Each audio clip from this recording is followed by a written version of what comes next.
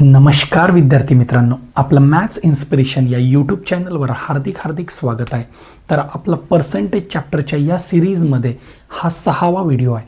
तर या 6व्या व्हिडिओमध्ये आपल्याला सलग टक्केवारीचा वापर कशा पद्धतीने केला जाते व कुठं कुठं केला जाते हे पाहायचं आहे. तर पहा, सलग टक्केवारी म्हणजे काय. जर समजा मी म्हणत आहो की एखाद्या वस्तूवर 10% म्हणजे एखादा पगार आहे, समजा जसा 2000 रुपये कुणाचा पगार आहे, याच्यावर 10% वाढ झाली तर हा 2000चा 10% वाढत आहे. पण मी असं समजत आहो की एखाद्या व्यक्तीचा पगार 2000 रुपये आहे आणि त्याच्यावर पहिल्यांदा 10% आणि पुन्हा 20% ची वाढ झाली तर हा पगार किती वाढेल किंवा नवीन पगार किती होईल हा आपल्याला पाहायचा आहे. म्हणजे अशा पद्धतीची सलग टक्केवारी कुठं कुठं यूज होते, म्हणजे कोणत्या कोणत्या प्रॉब्लेममध्ये सलग टक्केवारीचा वापर केला जाते हे आपल्याला पाहायचं आहे. ठीक आहे, पहिल्यांदा पाहू की सलग टक्केवारी कशी आहे. पहा, जर आपण साधी टक्केवारी म्हटलो तर 10% प्लस 20% हा 30% होईल. किती पर्सेंट? 30%. पण सलग टक्केवारीमध्ये असा होणार नाही. सलग टक्केवारीचा फॉर्म्युला काय आहे, तर A plus B plus A into B divided by 100. पहा, A plus B plus A into B divided by 100 म्हणजे काय होईल? ए किती आहे? 10 प्लस बी किती आहे? 20 प्लस ए किती आहे? 10 गुणिला 20 डिवायडेड बाय 100 म्हणजे 1 0 1 0 1 0 1 0 कटला, बे एक बे. 10 न 20 किती होत आहेत? 30 प्लस हे बे एक बे म्हणजे 30 न 2 32. म्हणजे पहा, सलग टक्केवारीमध्ये 10% आणि 20% ची जर एकावर एक वाढ झाली तर ते किती पर्सेंट वाढ होते? 32%. सिंपल पर्सेंटमध्ये तो 30% बनते आणि सलग टक्केवारीमध्ये किती बनत आहे? 32%. या पद्धतीने आपली वाढ कशा पद्धतीने होते हे आपण पाहू. ठीक आहे, आता मी काय म्हटलं? 2000 रुपये. 2000 रुपये काय? पगार आहे. तर पहा, 2000 रुपये पगारावर 10% आणि 20% ची सलग वाढ झाली तर आता पगार किती होईल? मग कशा पद्धतीने काढून? हा झाला फॉर्म्युला. आणि आपल्याला प्रत्येक जागी मॅथ्समध्ये लागल तेवढे फॉर्म्युले आहेत, ते फॉर्म्युले कमीत कमी करायचे आहेत. म्हणजे आपण जितके कमी फॉर्म्युले आठवण ठेवू तितका चांगला, आणि जितका कॉन्सेप्ट क्लिअर करू किंवा जितका अलग मेथडनं वापर करता येईल की एकाच मेथडनं आपले मॅक्झिमम प्रॉब्लेम सॉल्व्ह होतील अशा पद्धतीनं जायचं आहे. एक आपली ते मेथड कोणती आहे? Ratio method. तर आपण त्या मेथडनं जाऊन पगार कशा पद्धतीने सलग टक्केवारीने वाढतो हे पाहायचं आहे. ठीक आहे, पहा आता 10% म्हणजे किती? 10% म्हणजे 1/10. 10% म्हणजे 1/10 आणि 20% म्हणजे किती? 20% म्हणजे 1/5. आता पहा, हा 10 झाला सुरुवातीचा आणि 1 त्याच्यावर काय होत आहे? वाढत आहे. म्हणजे पहा, 10 जर पगार असेल, किती? 10 जर पगार असेल तर वाढून किती झाला? 11. हा झाला पहिला पगार. पण पुन्हा त्याच्यावर किती वाढ झाली? 20%. म्हणजे पुन्हा 5 असेल सुरुवातीला तर 1 ची वाढ झाली म्हणजे किती झाला? 6 झाला. म्हणजे किती झाला? पहा, आता सलग टक्केवारीमध्ये काय करतो ना आपण, याला इंग्लिशमध्ये सक्सेसिव्ह पर्सेंटेज म्हटलं जाते किंवा मराठीमध्ये सलग टक्केवारी म्हटलं जाते. तर पहा, सलग टक्केवारीमध्ये याचा काय केलं जाते? गुणाकार. म्हणजे 10 5 50 आणि 11 छकम 66. आता काय झाला? सुरुवातीला पगार 50 होता, किती वाढला? 66 झाला. म्हणजे 16ची वाढ झाली. आता म्हणजे किती टक्के वाढला असं जर काढायचं झाला तर पहा किती टक्के वाढला? 16 वाढला. सुरुवातीला किती होता? 50 होता. म्हणजे गुणेला 100, 50 दुने 100, 16 दुने 32 म्हणजे एकूण किती वाढला? 32% वाढला. आपण मगाशी फॉर्म्युल्यानुसार काढला होता का 32% वाढला? हा झाला रेशो मेथडनं 32%. पण आपण काय करायचं आहे की जुना पगार जर 2000 होता तर नवीन पगार किती हे शोधायचं आहे. बरोबर आहे. तर पहिला पगार जुना किती होता? रेशोच्या मामल्यात 50 आणि नंतर किती झाला? 66. पण ओरिजिनल आपला पहिले किती होता? 2000 आणि नंतर किती झाला हे आपल्याला काढायचं आहे. म्हणजे 50 रेशोची व्हॅल्यू जर समजा 2000 रुपये आहे तर एका रेशोची व्हॅल्यू 5/24 म्हणजे एका रेशोची व्हॅल्यू किती आहे? 40. किती आहे एका रेशोची व्हॅल्यू? 40, तर आपल्याला किती रेशोची व्हॅल्यू काढायची आहे? 66 रेशोची व्हॅल्यू काढायची आहे. म्हणजे 66 रेशो म्हणजे नवीन पगार आहे. म्हणजे 40 गुणिले 66 कराल, या 1ला 66 न मल्टिप्लाय केले म्हणून 66 आला. तसा 1ला 66 न केले म्हणूनच 40लाही किती न करायचं आहे? 66 ने करायचं आहे. तर करा, 4 छक्क 24चे 4, हातचे 2, 4 छक्क 24 न 2 26, आणि हा एक 0 होता. म्हणजे नवीन पगार किती झाला? 2640 रुपये झाला.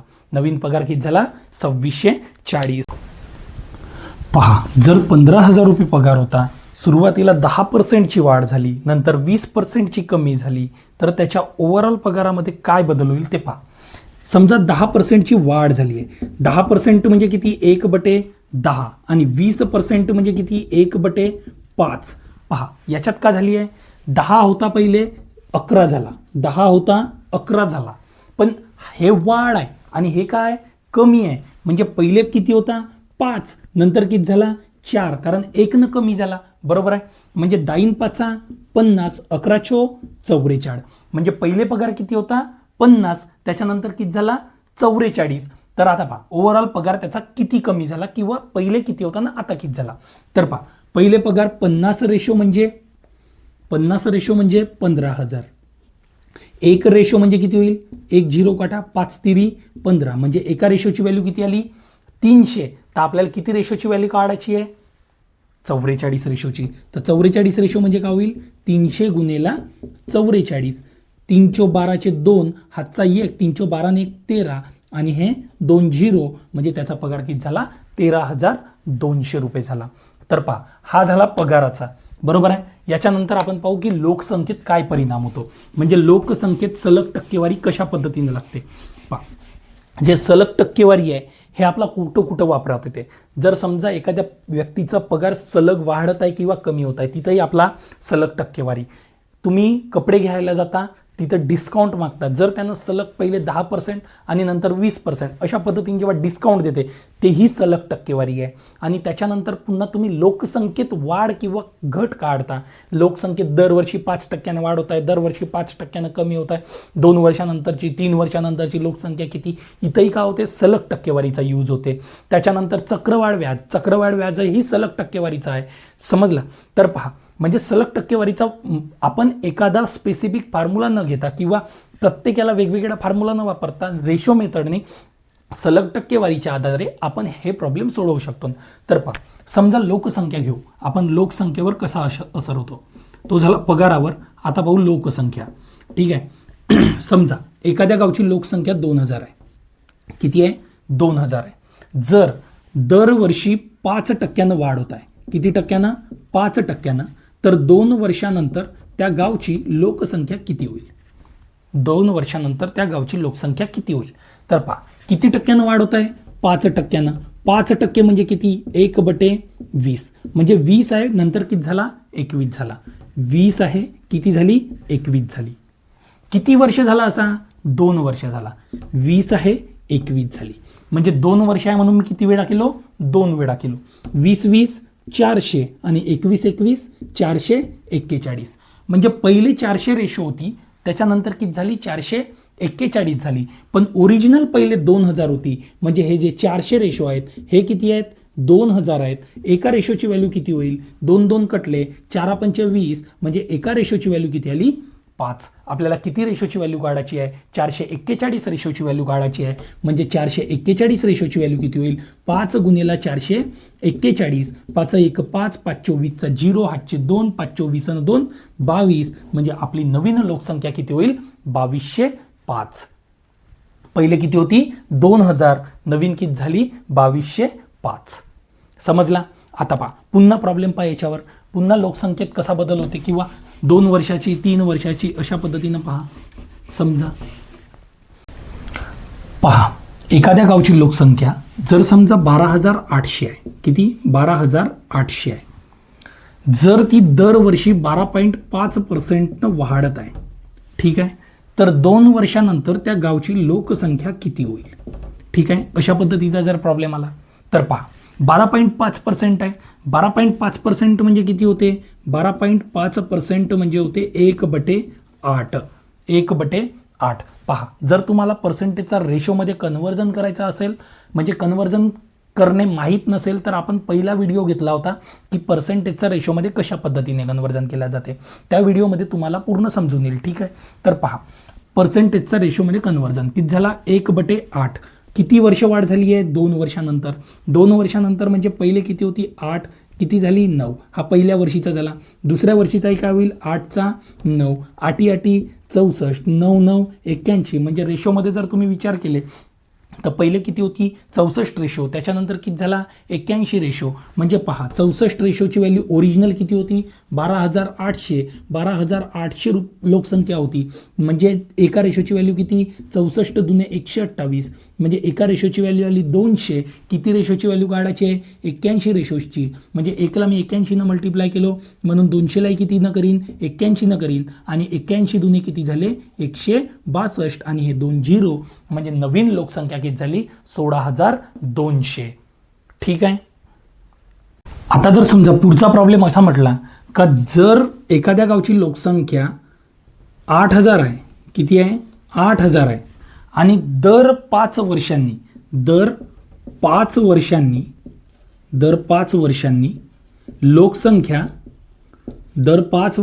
लोकसंख्या किती पर्सेंटनं वाढते 25%नं वाढते. किती पर्सेंटनं 25%नं वाढते. तर 10 वर्षांनंतर लोकसंख्या किती राहील. 10 वर्षानंतर लोकसंख्या किती राहील. पहा, प्रॉब्लेम काय म्हणते एखाद्या गावची लोकसंख्या 8,000 आहे, दर 5 वर्षांनी 25%नी वाढते.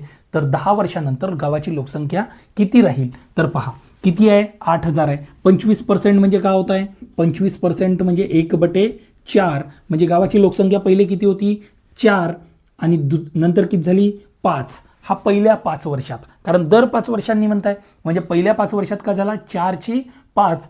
10 वर्षानंतर म्हणताय पहिली 5 दुसरी 5 म्हणजे झाली 10 वर्ष.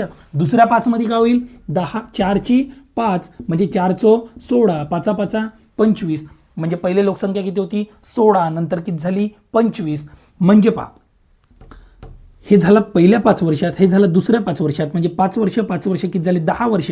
म्हणजे 10 वर्षानंतरचं आपला उत्तर निघणार आहे. पहिले 16 रेशो होती. 16 रेशो म्हणजे ओरिजिनल किती आहे 8,000. 16 रेशो म्हणजे आहे 8,000. एका रेशोची व्हॅल्यू आहे 1685. म्हणजे एका रेशोची व्हॅल्यू आहे 500. किती रेशोची व्हॅल्यू काढायची आहे 25 रेशोची व्हॅल्यू काढायची आहे. 25 रेशोची व्हॅल्यू काय होईल 500 गुणिले 25 म्हणजे 25 5 125. आणि हे 2 0 म्हणजे 12,500. दर 5 वर्षांनी जर 8,000 ही लोकसंख्या 25%नं वाढली तर 10 वर्षानंतर गावाची लोकसंख्या 12,500 होईल. ठीक आहे. पहा याच्यावर शाब्दिक उदाहरण कशा पद्धतीने विचारते. तर एका गावची लोकसंख्या ही 4,900 आहे. किती आहे 4,900 आहे, जी दर 10 वर्षांनी 14.28%नी वाढते. तर 20 वर्षानंतर गावची लोकसंख्या किती. आता पहा हा प्रॉब्लेम आहे, आपण याला या मेथडनं सोडवू. 14.28% म्हणजे किती 14.28% म्हणजे किती तर 1/7. 14.28% म्हणजे किती 1/7. पहिले लोकसंख्या किती होती 4,900 आणि नंतरची लोकसंख्या म्हणजे 20 वर्षानंतरची लोकसंख्या काढायची आहे. पण हे 14.28% वाढ किती वर्षांनी होते 10 वर्षांनी होते. पहिल्या 10 वर्षात 14.28% वाढली म्हणजे पहिले किती होती 7, नंतर किती झाली 1 न वाढ झाली म्हणजे किती झाली 8 झाली. पुन्हा दर दुसऱ्या 10 वर्षांना का होईल 7, का होईल 8. म्हणजे पहिली 7 राहील नंतर 8 होईल. तर पहा 7 7 49, 8 8 64. म्हणजे पहा पहिले रेशोमध्ये जर विचार केला तर पहिले लोकसंख्या किती होती 49, नंतर किती झाली 64. म्हणजे 49 रेशो इज इक्वल टू 4,900. एक रेशोची व्हॅल्यू किती आली 100. म्हणजे 64 रेशोची व्हॅल्यू किती होईल 100 गुणिला 64 म्हणजे किती होईल 6,400. म्हणजे 20 वर्षानंतर गावाची लोकसंख्या किती होईल 6,400. पहा जर समजा एखाद्या गावची लोकसंख्या, हा एक नवीन क्वेश्चन आपण घेऊ. जर समजा एखाद्या गावची लोकसंख्या 10,000 आहे, जर ती दरवर्षी 10%नं वाढत आहे तर 3 वर्षानंतर त्या गावची लोकसंख्या किती होईल. ठीक आहे. किती पर्सेंटनं वाढत आहे 10%नं वाढत आहे. आणि 10% म्हणजे काय होते 1/10.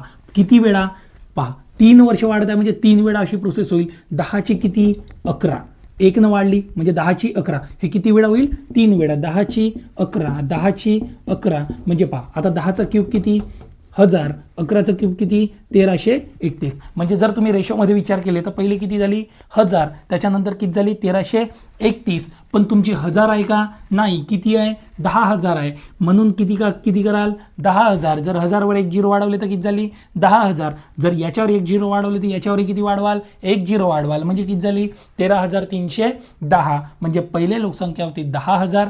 जर 10% 3 वर्ष जर वाढली तर ते लोकसंख्या किती होईल 13,310. तर अशा पद्धतीचे नवनवीन प्रॉब्लेम आणि नवनवीन कन्सेप्ट शिकण्यासाठी तुम्ही आमच्या मॅथ्स इन्स्पिरेशन या चॅनलला का करा, सबस्क्राईब करा. जर व्हिडिओ आवडला असेल तर लाईक करा आणि तुमच्या मित्रांपर्यंत शेअर करा. खूप खूप धन्यवाद.